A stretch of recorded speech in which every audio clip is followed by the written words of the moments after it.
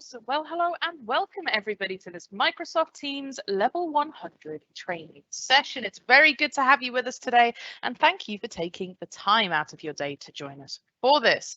As a reminder, this training is being recorded and will be available on demand for up to 180 days. So if you've had any technical difficulties, or maybe know of a colleague that's had difficulties joining today, or perhaps you need to drop off a little bit later, do not worry. You can always put the join link back into your browser to catch up on anything that you may have missed. This is also great if you want to practice some of the steps we show you today after the session. Now, just in case it is your first time joining one of these events, we're producing these through something called a Teams live event. That means that if you are an attendee, you cannot use your microphone and you cannot use your camera. So get yourself nice and comfortable, but don't worry, you can still interact with us using the Q&A visible on the right-hand side. I'll get to that in just a moment. It does also give you some extra control during this live stream of how you watch it, including the ability to play or pause at any time. So if you need to take a break or maybe answer the door, something like that, you're very welcome to.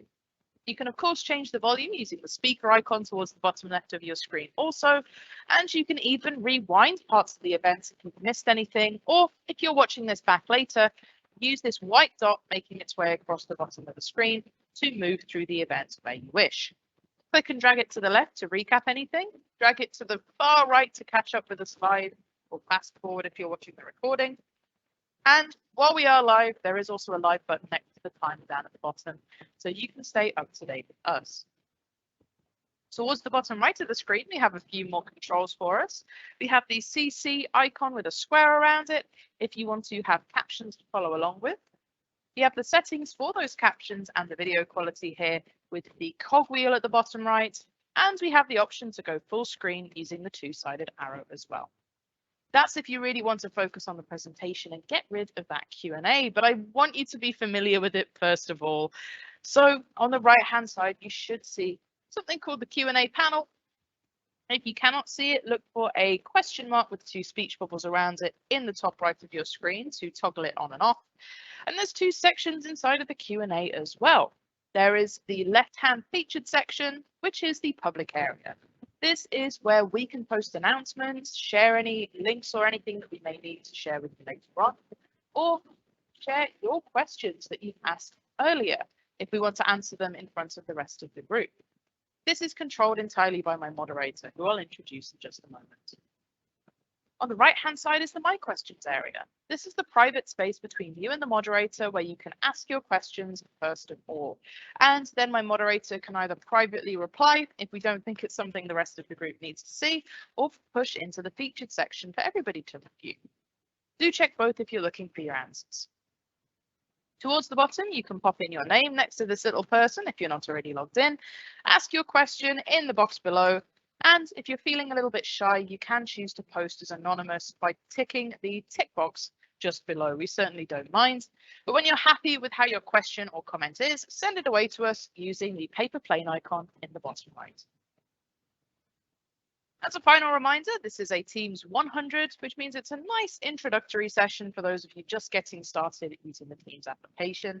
The Q&A is the best way to interact with us. Please note that we will be closing this towards the end of the session as well, so ask questions as they come up.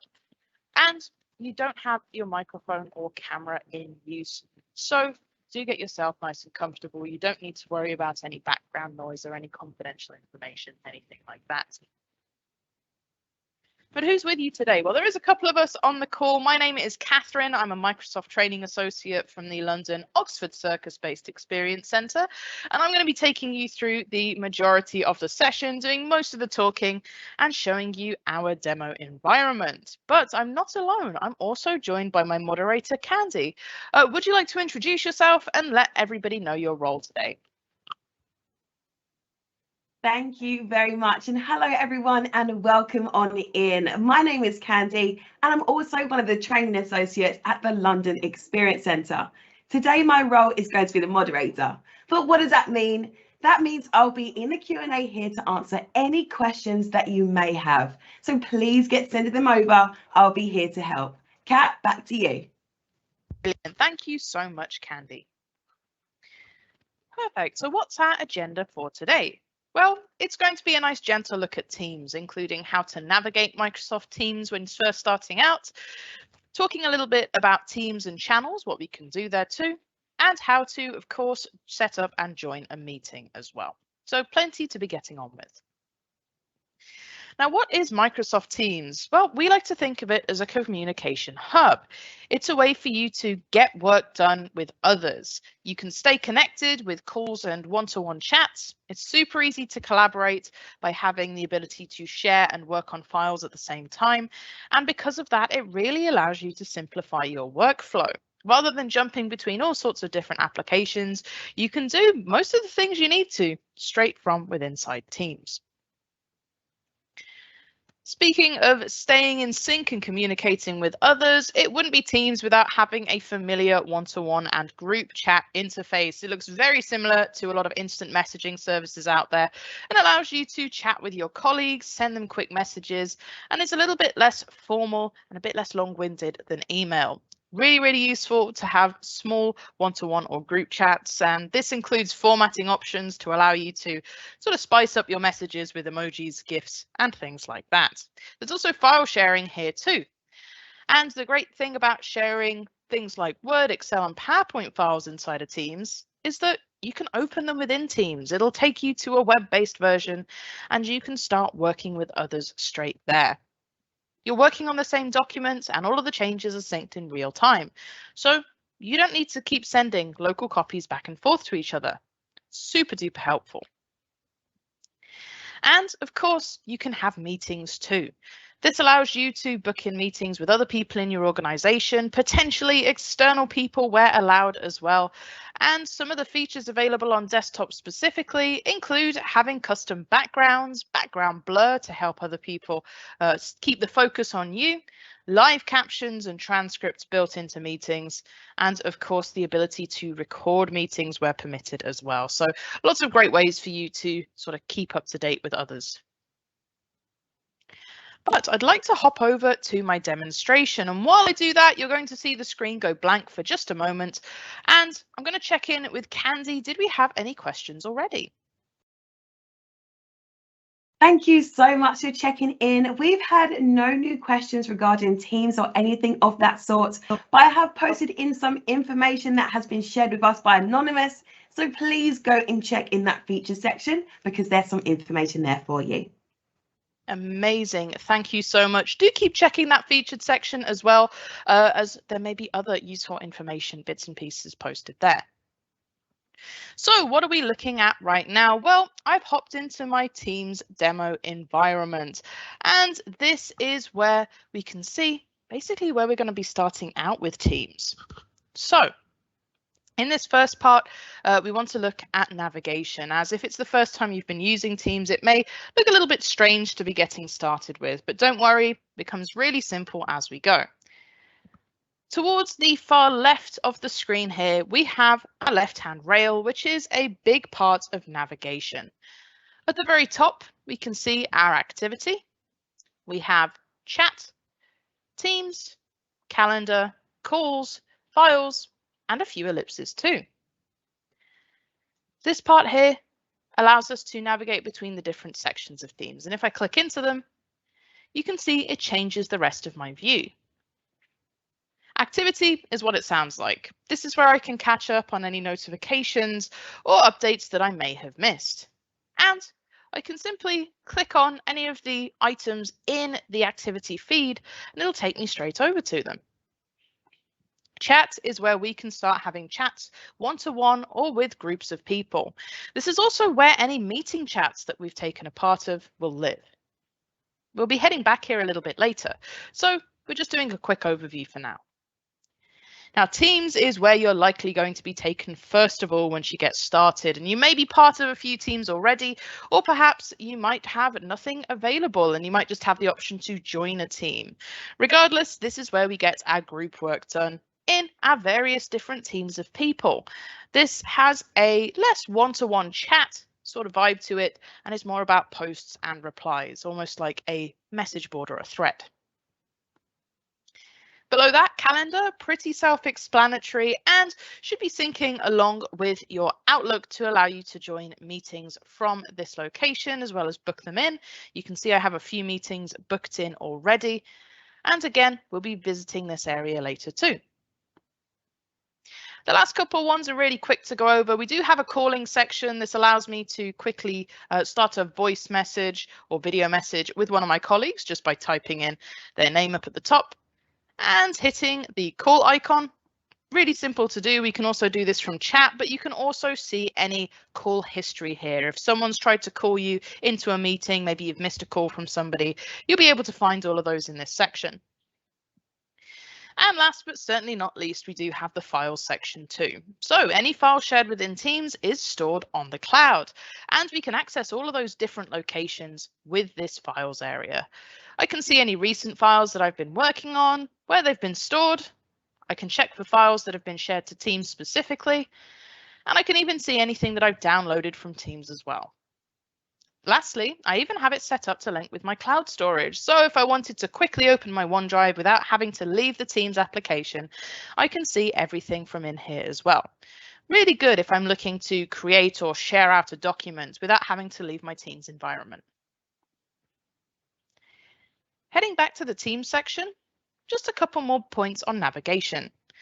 Towards the left here, just to the right of the left-hand rail, we have a sort of me space, this is sometimes called, because it is a customizable area that's unique to you and is a bit more navigation for you. So if we're inside of our Teams section in the left-hand rail, we have our various teams listed with their little icon next to them, such as sales and marketing, team marketing, or project S.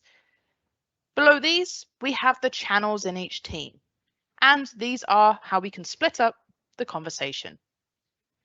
Clicking on any of these channels will take me straight to them. So that's more navigation for you, and you can customize this however you like. It's not going to affect anyone else's team view.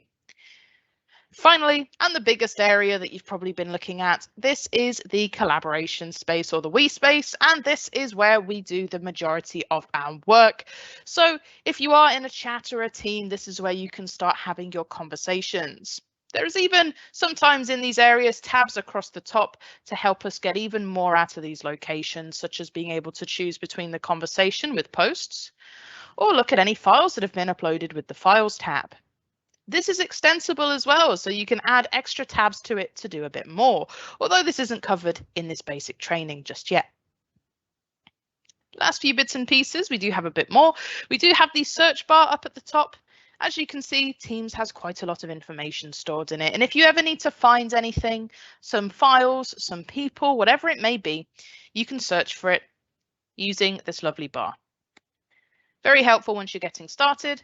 So if I wanted to take a look at Candy, maybe I remember her name, but I can't find her in my chat space.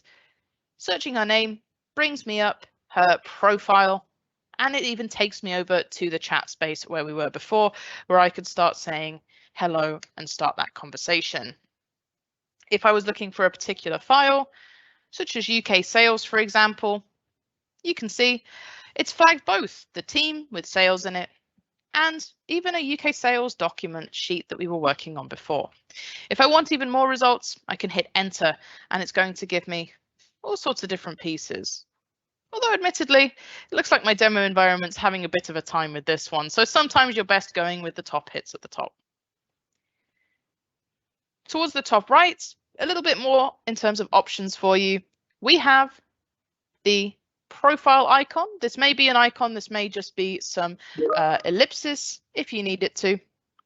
So in this case, you can take a look at it. It may be your initials, sorry, not ellipsis. Here we have a couple of options. When I click on it, I can see what account I'm using. As you can see, this is a demo account, so all of this is sort of dummy data. There's nothing confidential here. I can see my status, which is this lovely green tick next to me. And I can even change my status or set a status message. Now, when it comes to statuses, these are inside of Teams and allow people to look at your profile with a quick glance and see how you're doing. A green tick means that I'm available, but if I happen to be busy, I can change that to a red busy icon. This doesn't stop people being able to reach me. It just means they know I'm probably not going to respond straight away. Some of these changes are automatic as well. So if you happen to be away from your keyboard and you haven't done anything on your computer for a few minutes, you will appear away, just to let people know that maybe you're not available right now. And there's also appear offline if you haven't been online for quite a while. I can manually apply any of these as well by going to my profile and clicking on them. So if I've taken a 15-minute break, I can pop my status to be right back, and people know that I'm going to be back very soon.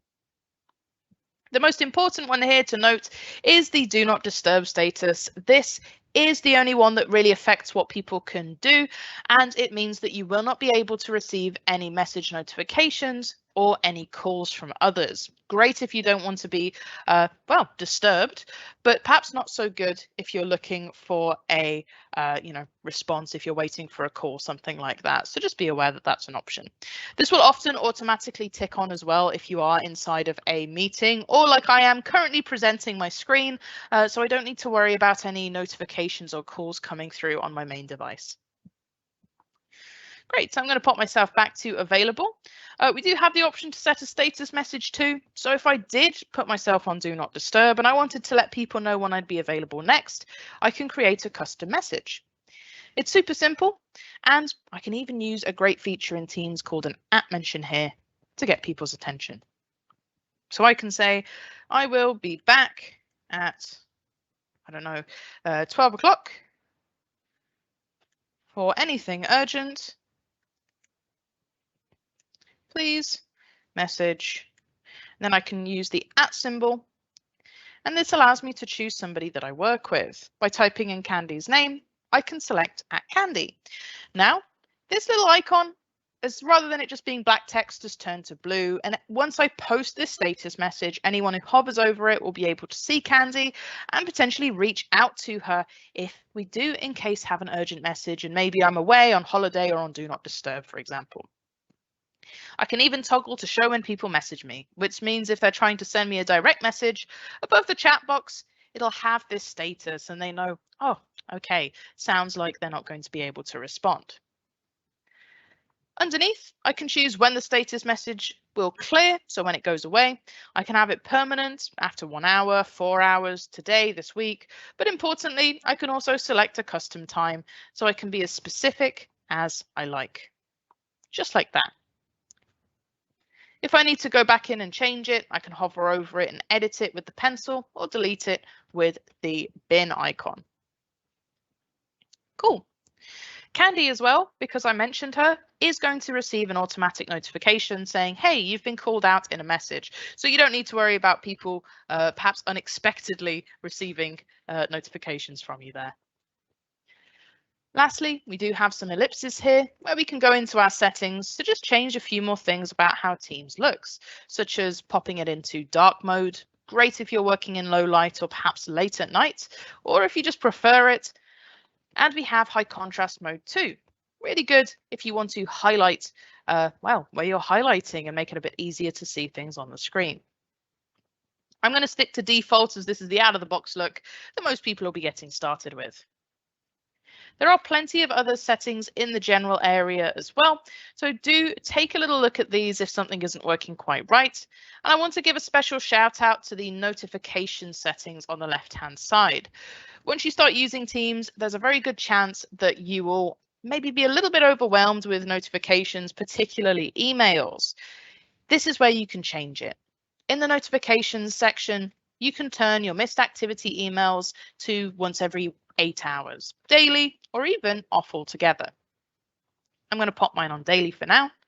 And I can also select how my notifications appear too, whether I want them to show a message preview down at the bottom and play a sound for any notifications, or perhaps turn off the sound if it's distracting. I can go ahead and customize this for chats, meetings, and everything else in between as well. So do take a look in there if something isn't working quite how you want it to. Great. Well, that is pretty much all the navigation that we've got for the moment. So you can see ways for you to move around your team spaces, different sections. We've looked at the search bar up at the top to help us find bits and pieces as well. And on the far right, we've even taken a look at our profile settings and how we can change our availability. I'm just going to take a moment to check in with the Q&A and just see, Candy, how is your net doing? And also, did we have any questions?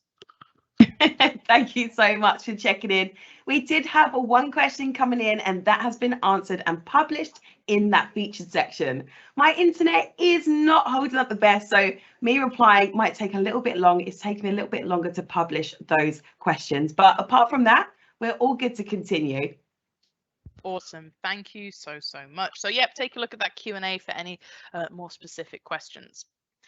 Great. So the next place we're going to hop over to is the chat, mainly because this is where people generally start getting to grips with Teams, and it's also the most familiar to perhaps any other instant messaging services that you've used in the past. When I head to chat, I have all of the different chats that I've had listed on the left-hand side, with the most recent up at the top and a little timestamp next to it as well. Here is where we can have one-to-one or one-to-group conversations. And you can see here, it is very much in that instant message format where, you know, Candy can send a message, I can send another message, and everything is time-stamped above it, and you can see exactly who sent the message to the left of it too. I can even hover over that person's name to find out a bit more about them, such as what role they have, what their status is, and even send a quick message this way too. I can even grab their email address if it needs to be something more formal. To send a message, down at the very bottom, we have our message box. And I can say, thank you for taking my messages earlier. Something like that. All I have to do is hit enter to send it away if I'm using this box, just as it is down at the bottom here. We also actually saw we do have an automated message from when I set up my status earlier, because I mentioned Candy, just to let her know to expect maybe some of my messages between now and 12 o'clock. And here we go. We can see what that sort of notification looks like. And we have something called a reaction here. You may have spotted we have a few little emojis over these messages. And if I hover over a message myself, I can choose to react with one of these expressions. This is great if you want to quickly acknowledge a message that you've received, or just give a quick reaction rather than having to manually reply and say, you know, thank you, or yes, I've seen this. I can just give it a thumbs up and they know that it's been read and interacted with. Now, if I want to make a more complex message, it's really simple. Below my message box, I have a selection of icons. The first one being the format button. Looks like an A with a pencil next to it. This then pops up my message box, gives me a whole row of formatting options across the top. And now if I hit enter, I'm going to start a new line rather than send my message away straight away. So we're going to make a bit more of a formal message here. We're going to say, please, can you take a look at this document and make the following changes? Quite direct here. I'm going to hit enter to start a new line. Ooh, bit of a typo there, do apologize. And here we're going to maybe pop in some bolding. We're going to start with some bullet points and write down what we want. So change the title, maybe change the font color, and finally add an image. If we wish, there we go. I've unbolded it. I've gone out of my line, and you might be wondering, okay, well, how do I attach a document then? Well, there's a couple of ways inside of Teams. Of course, if you happen to have a document stored in a cloud location and you have a link to it, you can just paste that in straight away. But if you want to attach something directly, click the little paperclip button underneath the message. Here we have a couple of options. Do I want to attach a file from OneDrive as a link? Or do I want to upload a file stored locally on my computer to OneDrive to attach to my message? I'm going to choose upload from my computer. And I'm going to see if I can find a really basic document that I should have, perhaps knocking around. I might even have it in my OneDrive here. Let's see. We're going to go for the work from home procedure. Nice classic one. Because it is uploading the document, if you already have it in OneDrive, it's going to say, hey, you already have one. Do you want to make a copy of it or replace it entirely? I'm going to replace it. And we get this little uploading icon. This means that my document is now being uploaded to my OneDrive for Business. It's actually stored in a place called Teams chat files. Because it's stored on the cloud, it means if anything happened to my computer, I'd still be able to access this document from my OneDrive or within Teams. And I can work on it with my colleague who is going to be able to make edits in real time.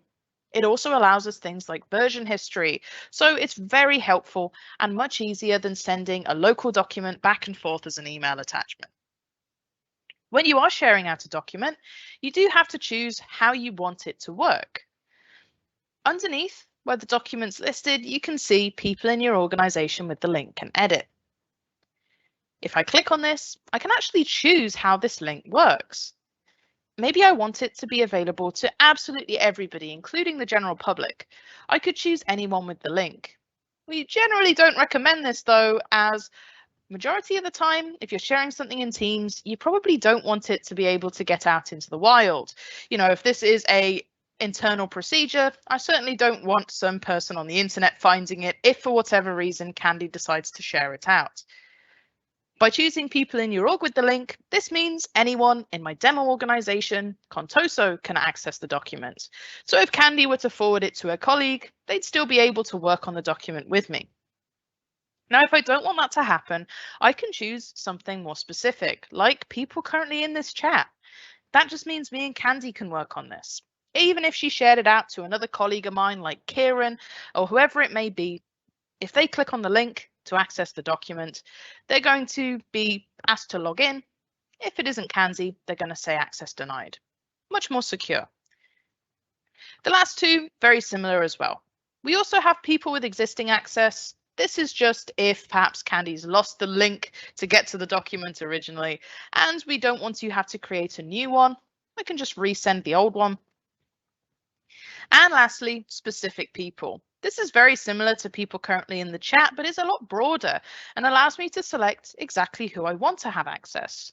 So maybe even though they're not in the chat, this is a document I'm going to be working with Kieran on. So I'm going to add him to my access at the bottom. Lastly, a few other settings. How do I want this link to work? Do I want people to be able to edit the document? If not, I can simply untick allow editing. Now, all they can do is view it. This also gives me the option now to block the download. So if I don't want them having their own local copies, it's as easy as toggling the switch on. I definitely want to work together with this group of people though. So I'm going to say allow editing, hit apply, and there we go. I can add in a few more bits to this message as well, using the extra icons at the bottom. I can make this message important by choosing the exclamation mark. An important message will have this important header and will also have a red bar down the left-hand side. In your activity section, it'll show up with a little exclamation mark too, to let people know, hey, you need to take a look at this. We do have a more dramatic option, and this is called urgent, symbolized by a ringing bell. This is something that you probably won't have to use very often. It will cut through any sort of do not disturb, and it will also give a notification every 2 minutes for 20 whole minutes to whoever you've sent it to. Maybe good if there is something absolutely mega urgent happening, but generally speaking, you know, I've been at Microsoft for a few years now and I've never had to actually use the urgent tag. Important gets the job done and also doesn't stop any of your colleagues getting along with you. I definitely wouldn't be happy if I'd received 10 notifications for something that wasn't super important. So we're going to keep it just marked as regular important. The other few bits here, we have a little smiley face to pop in an emoji if we want. I can add in a GIF, something nice for our organization, maybe help, maybe helping rather than help, or teamwork. There we go. Something like that for us to work together. And once I'm happy, I can hit the send button down at the bottom right. There we go. I even get a notification saying, hey, you've sent someone a document. Is that okay? And I've got a lovely heart reaction from Candy, so I know that she has seen it. I also have this little eye icon down at the bottom right of my message. All that means is that I and Candy have read receipts turned on in our settings, so I can see when she's actually viewed a document. If I'd sent it and it hadn't been viewed, I'd have a tick here instead.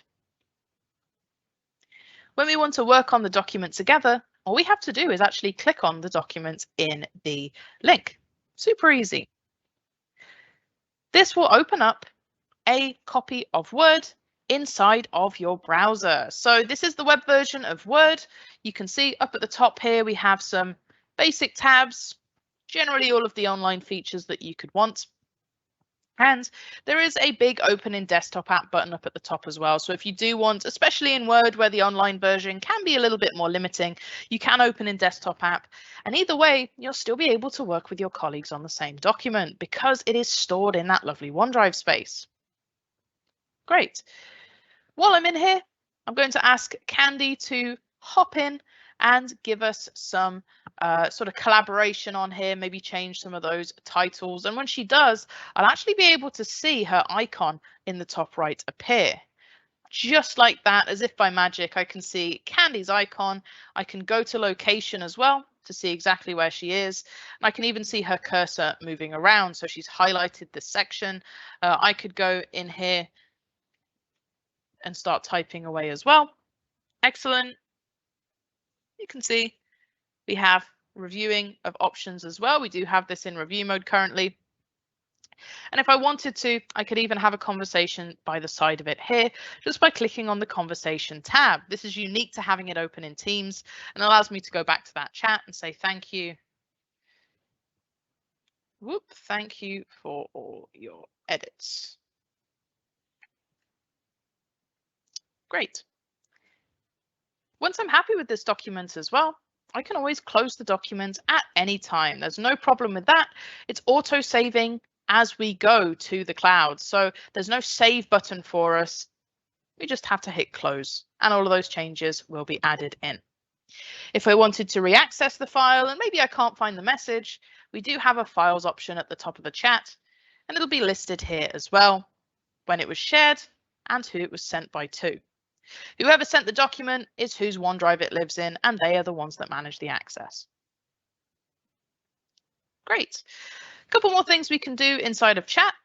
If we find that perhaps messaging isn't quite enough for us and I want to start a quick call with Candy, it's very simple. In the top right, I have a few ways of doing this. I can click the camera icon if I want to start a video call. You do need to have a camera available on your PC to do this.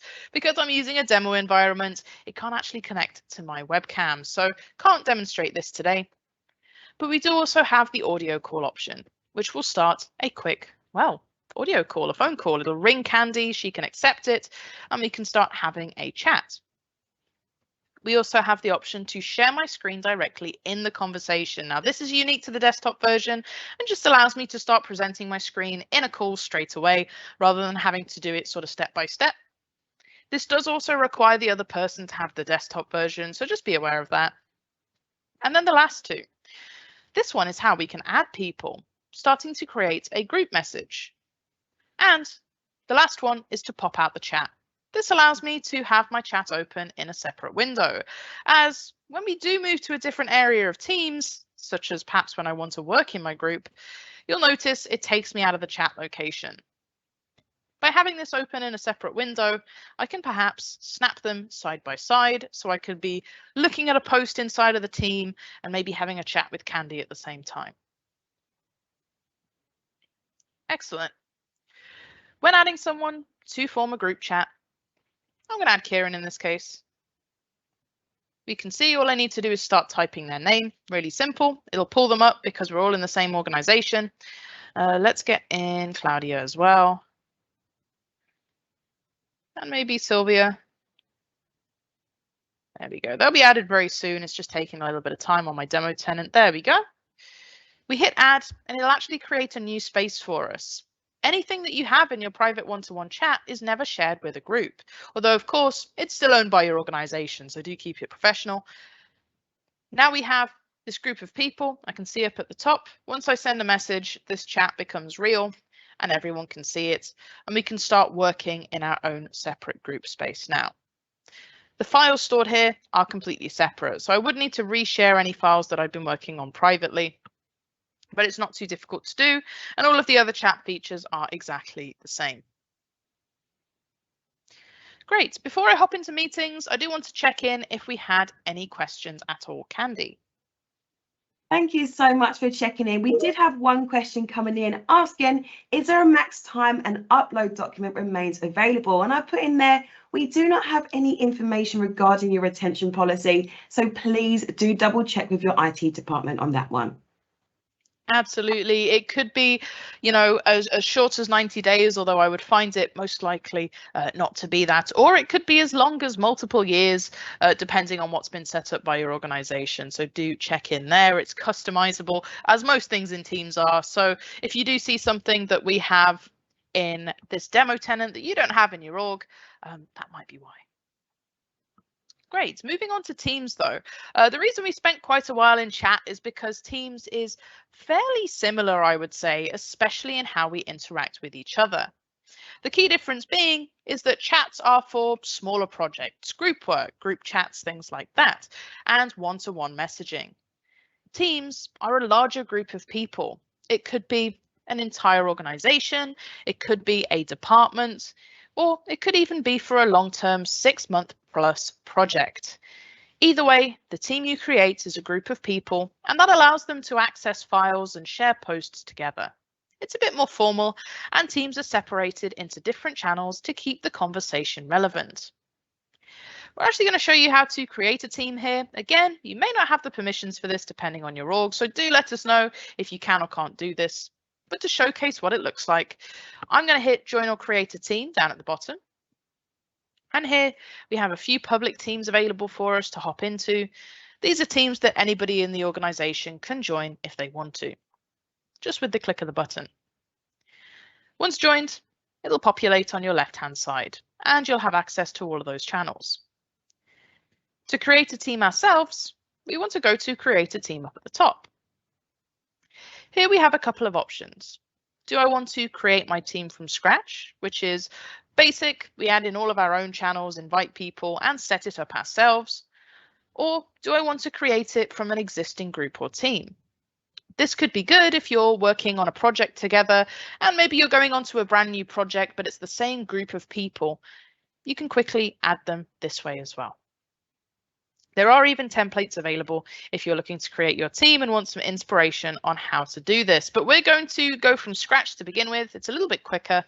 And just to talk you through the different types, there are 2 types of team. There is a private team, which is only available to the people you've invited. This is probably the team you're going to be making most of the time, as you don't necessarily want everybody in your organization to be looking at every team that you have. But there's also a public team as well.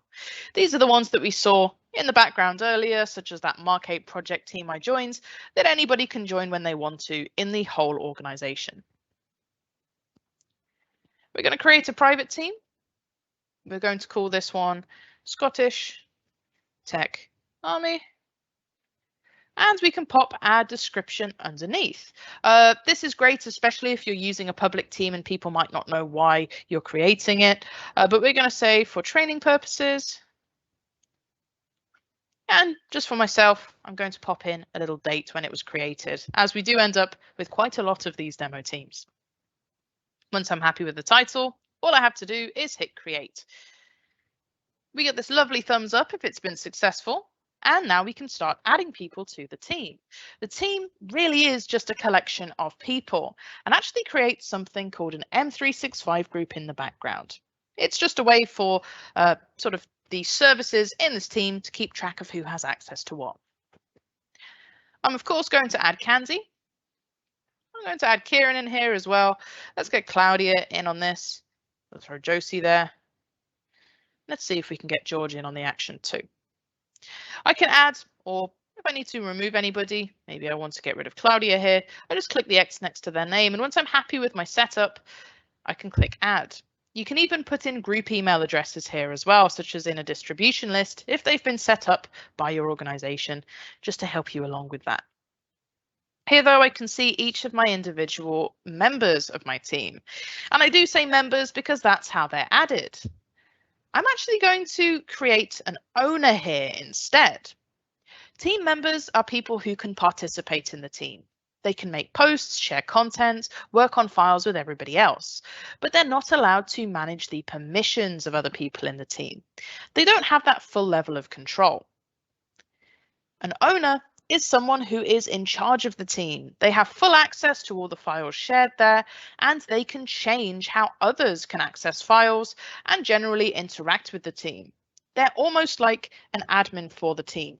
And they are in charge of things like creating new channels and just generally being the port of call if you need to change anything.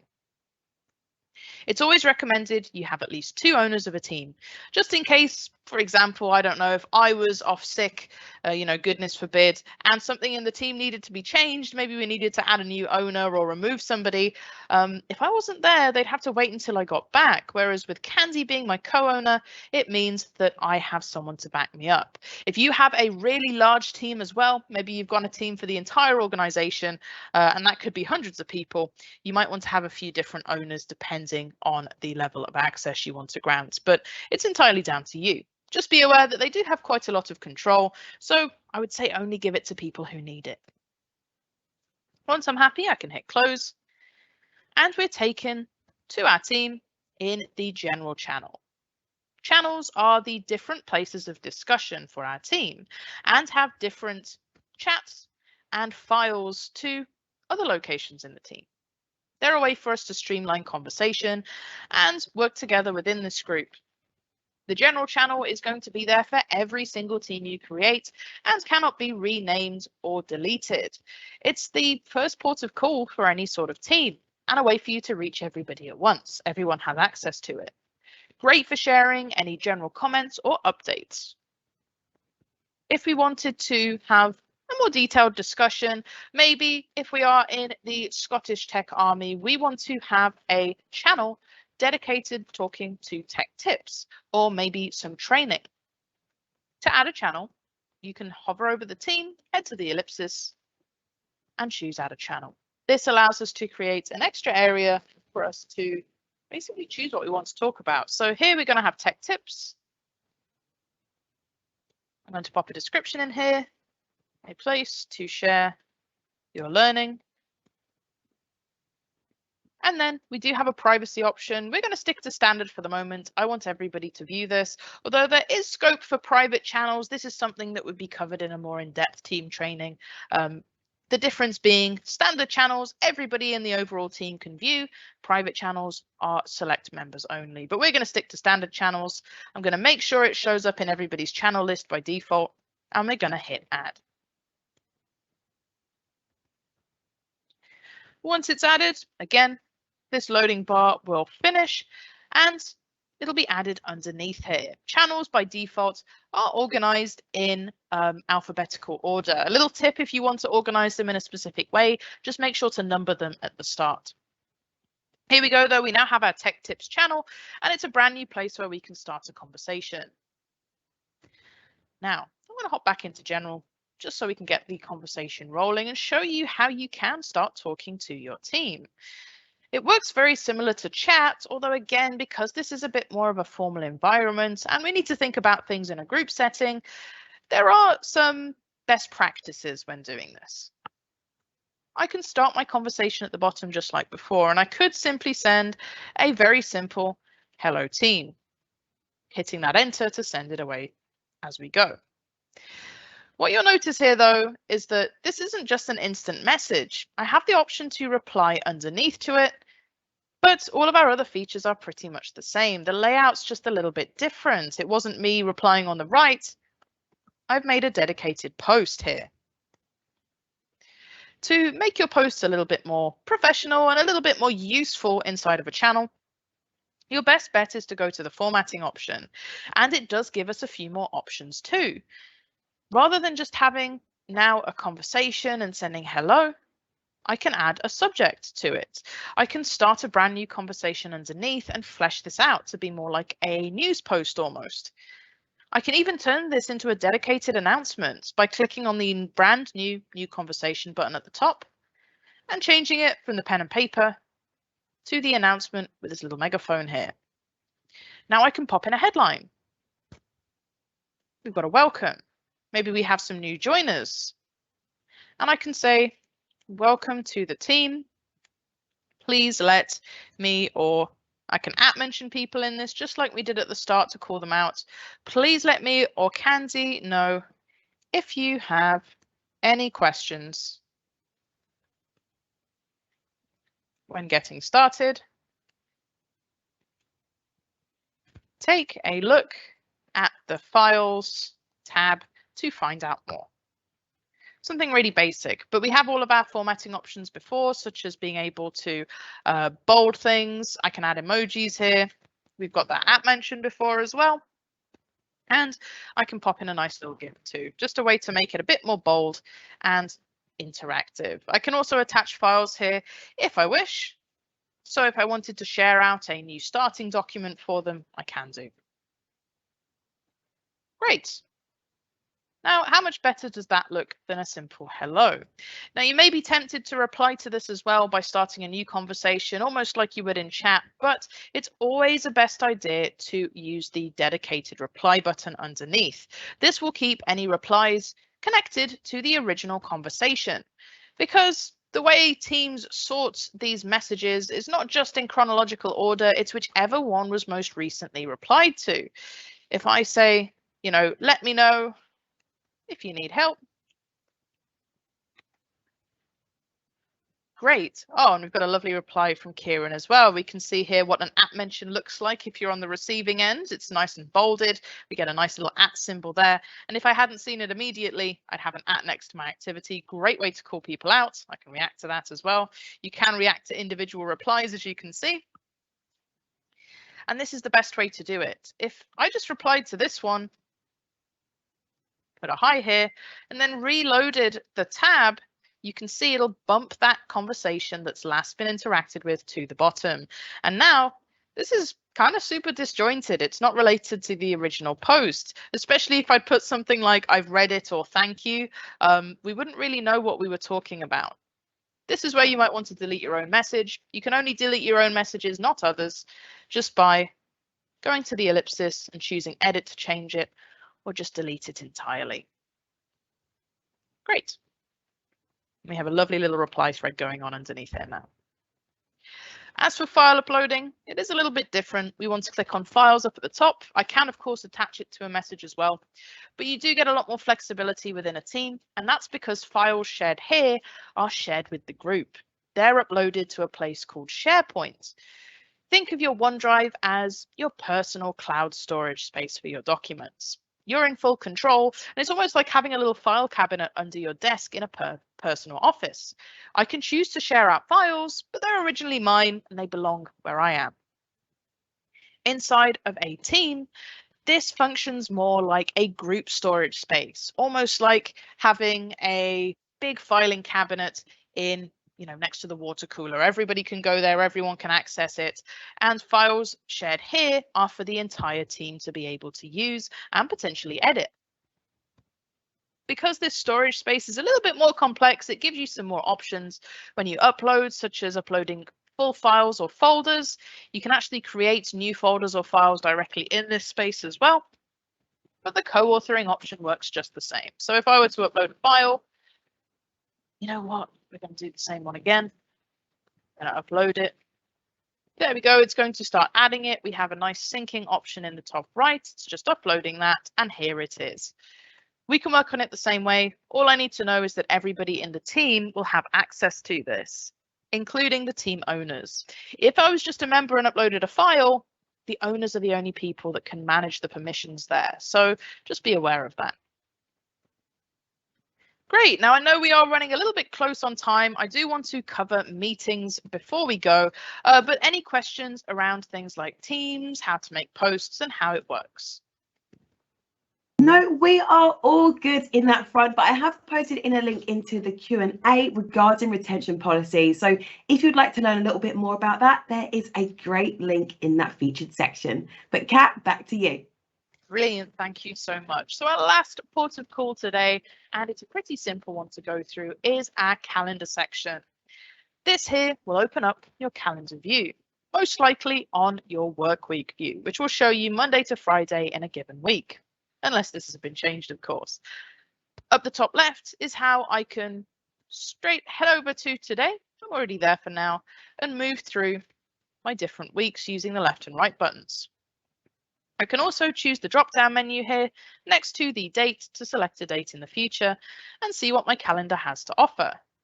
This is where that today button is helpful to get you back. Across the top is the date, across the left-hand side is the time, and you can see it's split into little half-hour sections with a nice red bar showing where you currently are. In the top right, we do have another viewing option, so where it says work week, if I want to look at the entire week, including Saturday and Sunday, I can toggle that on as well, just to make sure I'm not missing anything. And I even have a daily view, particularly great if you have loads of meetings next to each other and want to just simplify which ones you have to join. In terms of what our meetings look like, they're these little squares here showing me the time they're going to take up. Anything with a solid fill like this is something that either I've booked or something that I've confirmed I will be attending.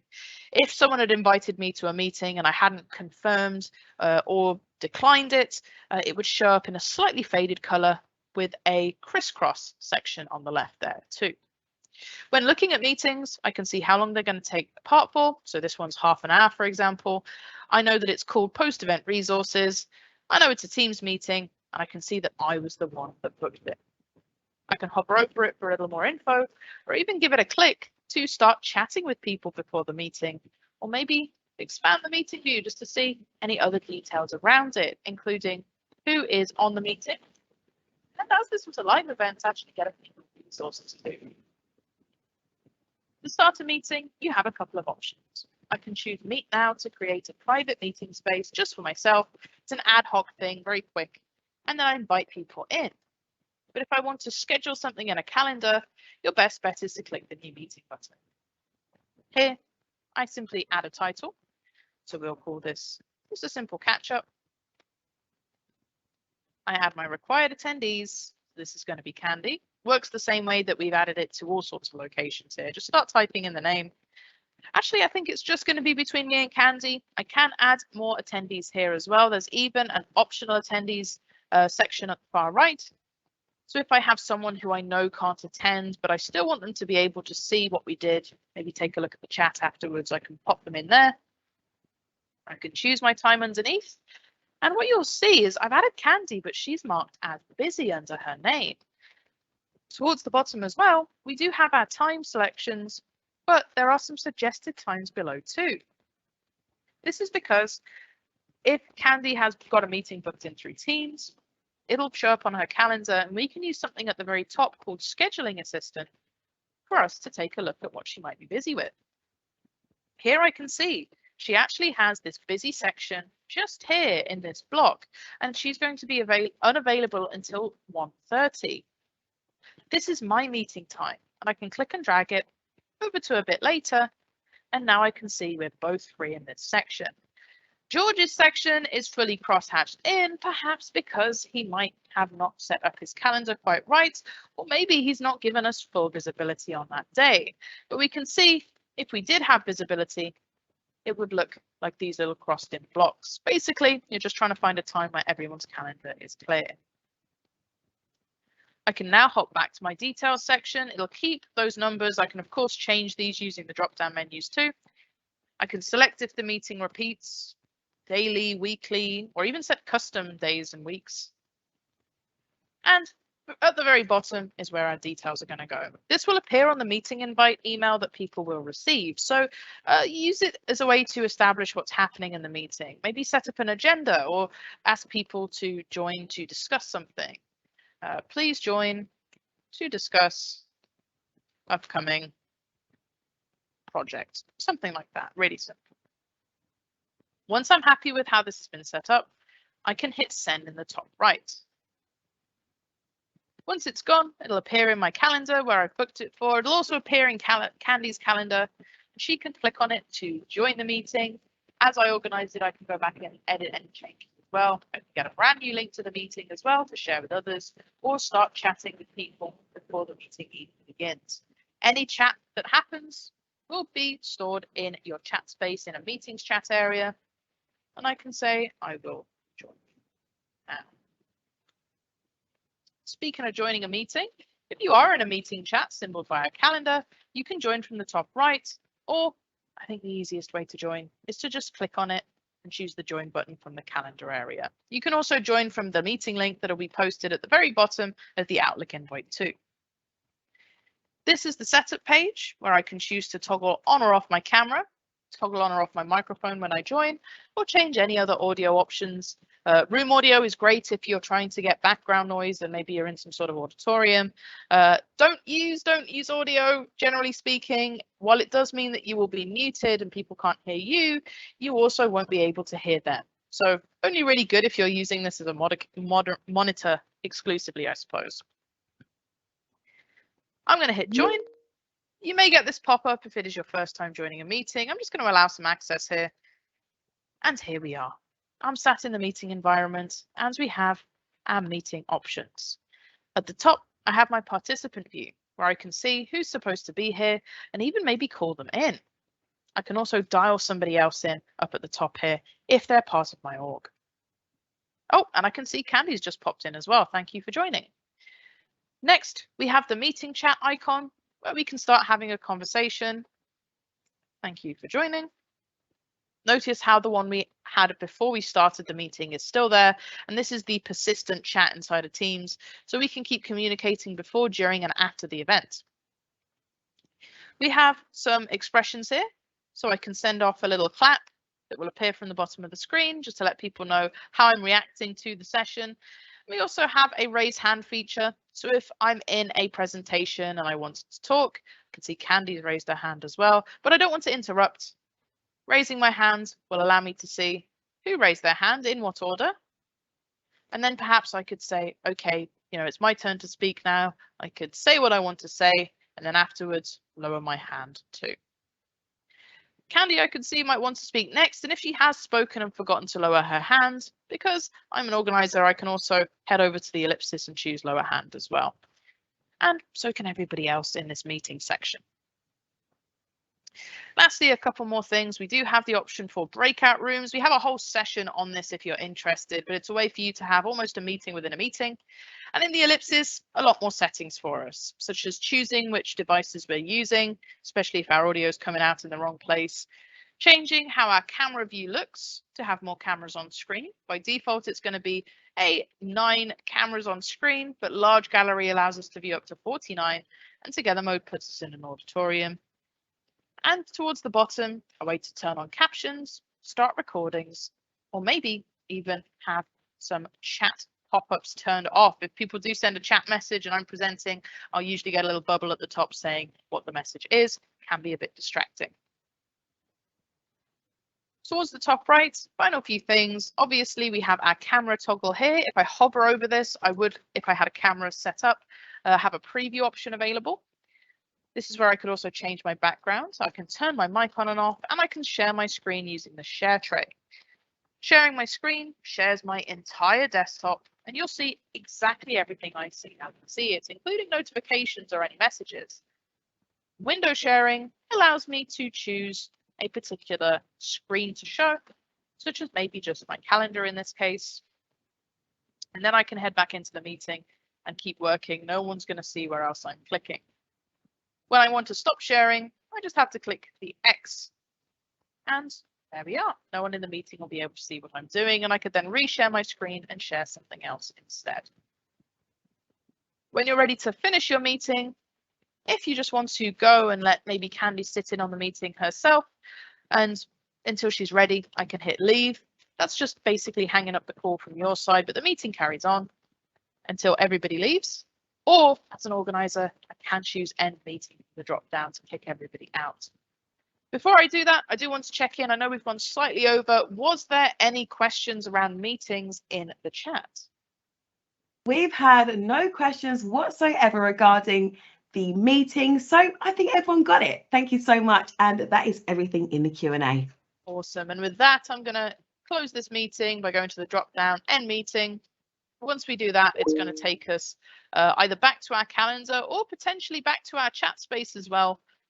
Here we can see the attendance report. If we'd have recorded the meeting, the recording will live here as well.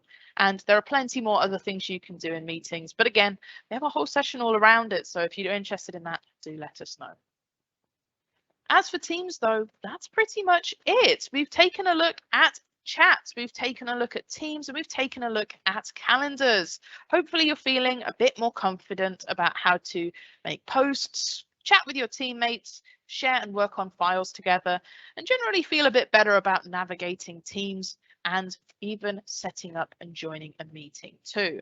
Most of Teams comes with practice, I'll be perfectly honest with you. And if you do need any extra help, towards the bottom left, there is a lovely help tab as well, such as different topics to learn about, training that you might want to take a look at, any new features that have been added, and you can even give feedback or suggest features down here too. So if there's something that you want Teams to do and it can't, do let Microsoft know.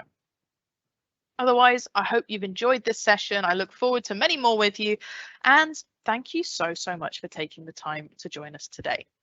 Have a lovely rest of the week, everybody. Goodbye.